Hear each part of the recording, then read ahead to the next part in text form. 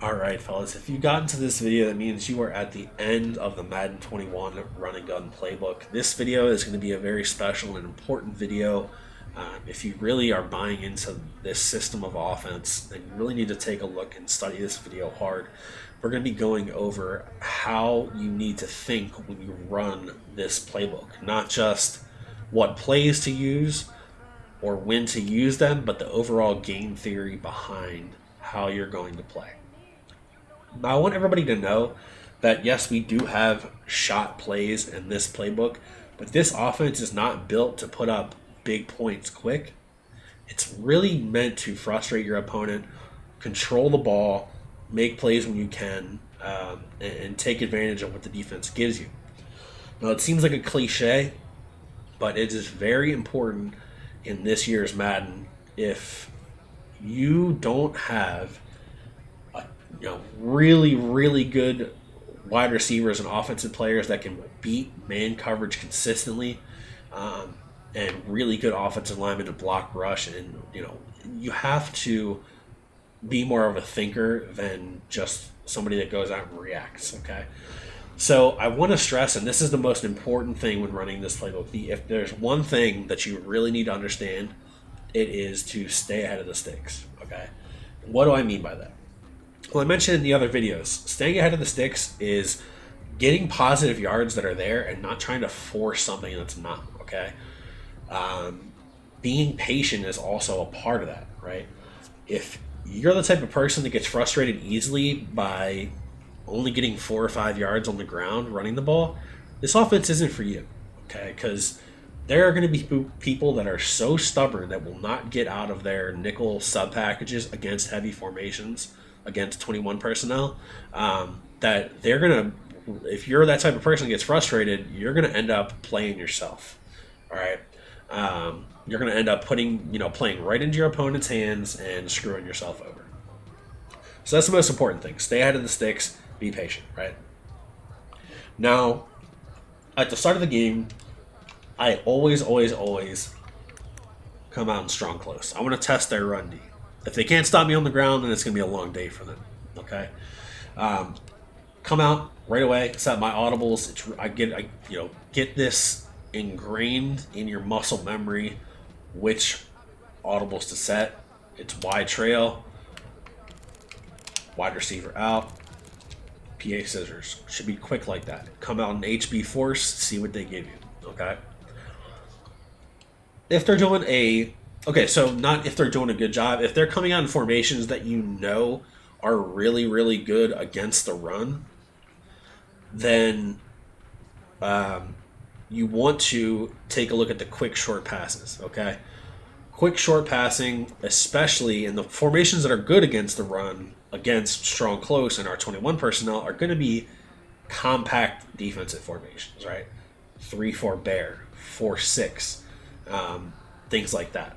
Even like the 3-5 wide, we can pass to the boundary lines a little bit better because there's a lot more defenders in the middle, right? So keep that in mind because that's going to be the strategy of attacking those defenses. Now, of course, always test to run first, right? Your first play should almost always be a run play unless it's such an obvious, easy pass. If they come out in some stupid like goal line, that's a whole different scenario. But run the ball first.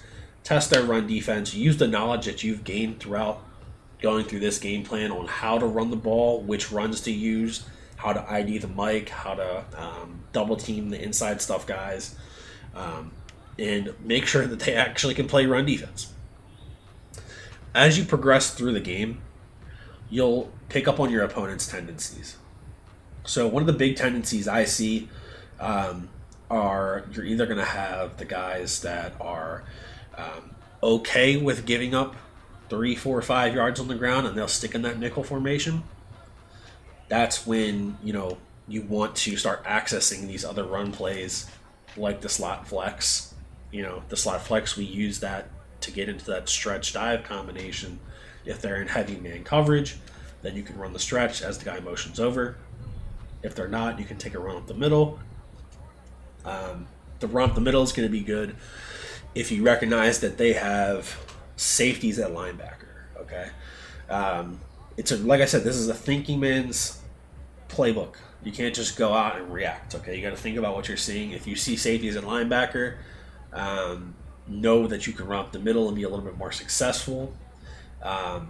If they're the same person that will let you kind of just ground and pound, run it, take 4 or 5 yards of carry, keep doing that. But rotate your halfback. Okay, make sure that you never have a guy who's in the orange. All right. When he gets into the orange, that means he has a much higher chance of fumbling. Have 2 halfbacks. I use Bo Jackson. I just powered him up to the 90. He's really not that expensive at all. He's a great spell back to have for Reggie Bush. Take shot plays when you can. So, what do I mean by that? Say on first down you get 8 yards. You're on 2nd and 2.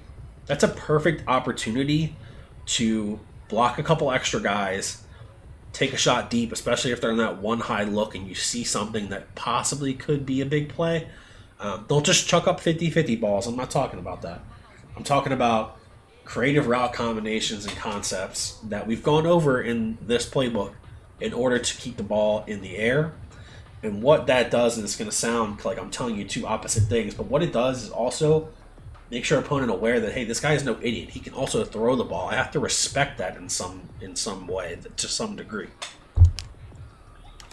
So that's why I really love my strong close, because we have a lot of good passing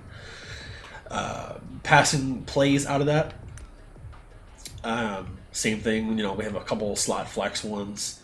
The other things that we went over are mainly run plays from these 21 personnel things. But if you find, then you have the other type of guy who he is very concerned about not letting you get any yards on the ground. That's the guy that comes out in the bear. He's doing a really, really good job from nickel over G. You're having a tough time. That's when you can do one of 2 things. You can switch this guy out for a tight end. That way you can access your ace personnel. Or you can start using your ace slot as your base formation, right? What I've found, and my tendency is to start using the ace slot as my base formation, because I like staying under center. But you can either start coming out in the ace slot, or the wing flex offset and audibling between your ace personnel formations. The one thing I recommend that you do, though, is get into practice mode and know which direction you have to click in order to access each formation, right? It's kind of it's a process. You have to memorize, right? So I know that from ace slot, 1 click to the left from my audible is going to take me into single back ace. 1 click to the right is going to take me to wing flex offset. And at that point in the game, you should already have all your audible set that we went over in this video.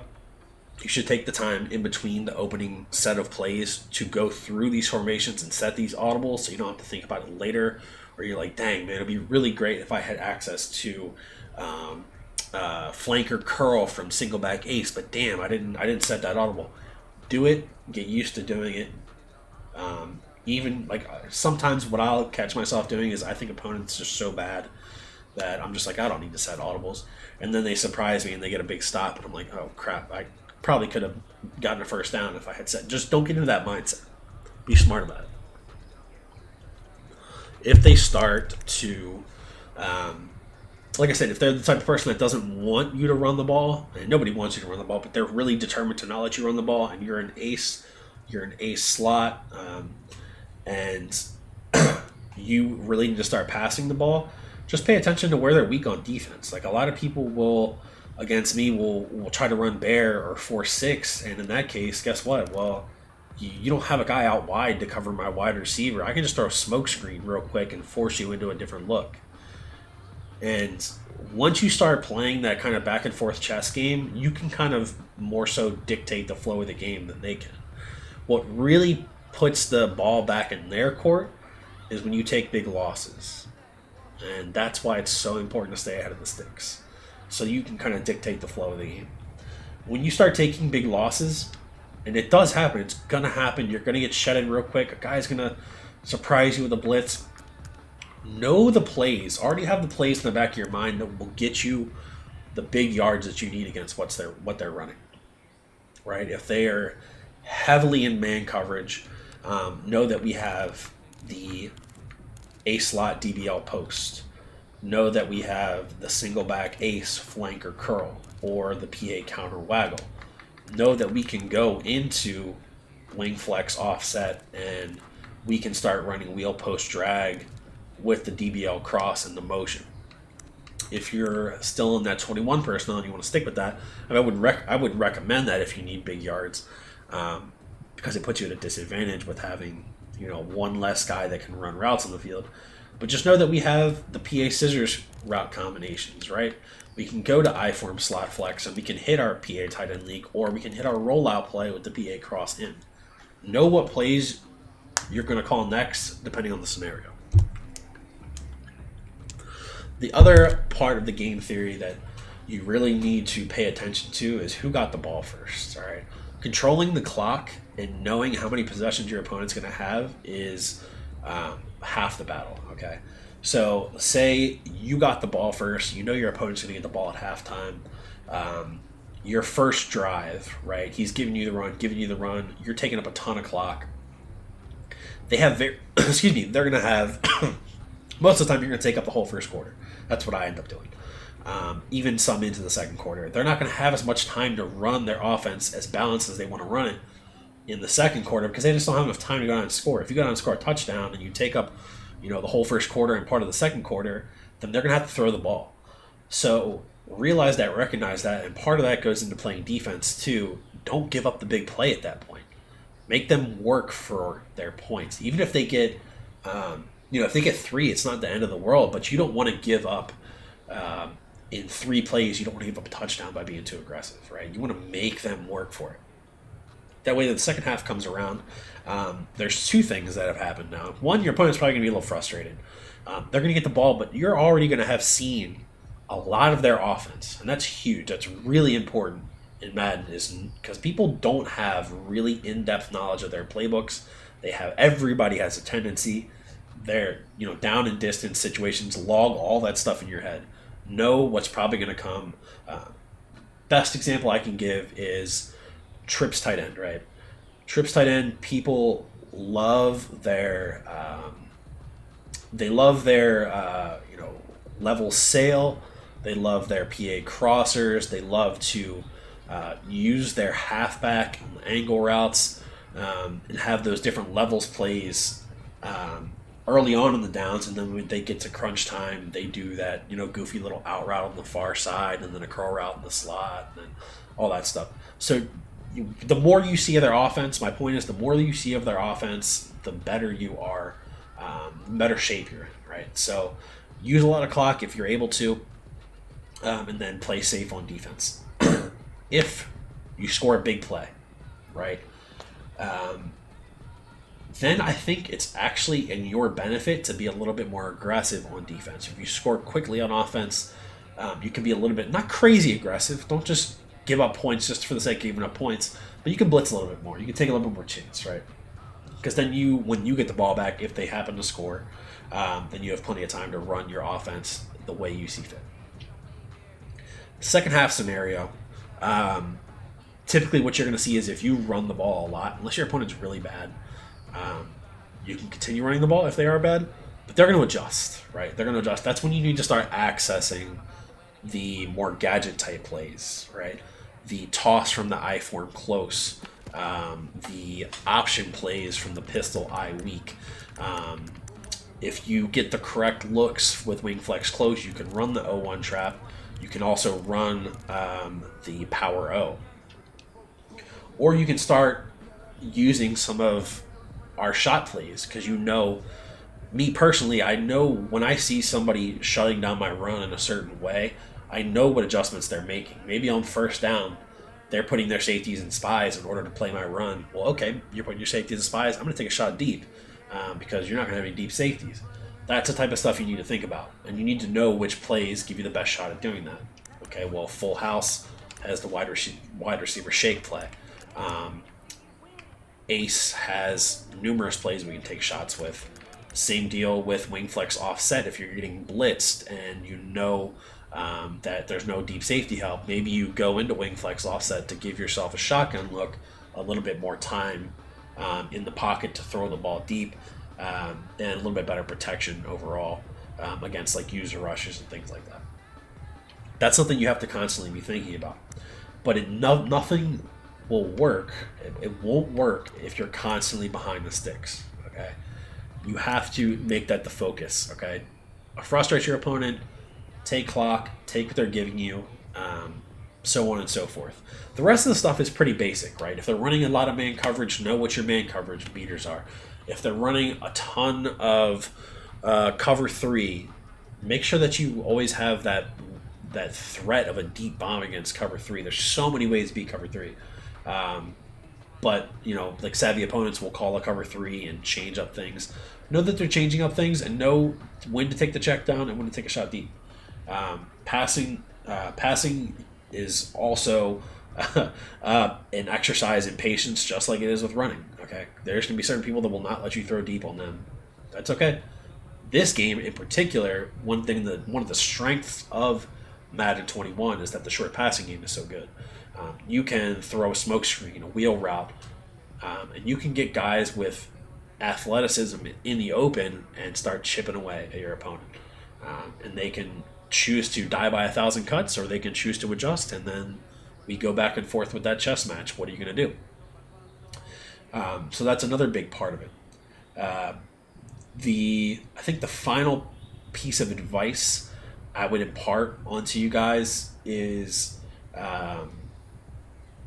this is something that people just struggle so much with because they just don't think about practicing it, is red zone offense. Red zone offense is one of the biggest failures for a lot of really good players because they just don't lab it enough against different looks. Know what's good from this playbook in the red zone, okay? Know how to adjust your run plays against different looks, okay? Know that we have this weak flex, inside run, plus we have the drive play that's really good against passing, or really good against zone coverage. And know that we have our option plays here. Wildcat is even decent to use in the red zone, okay?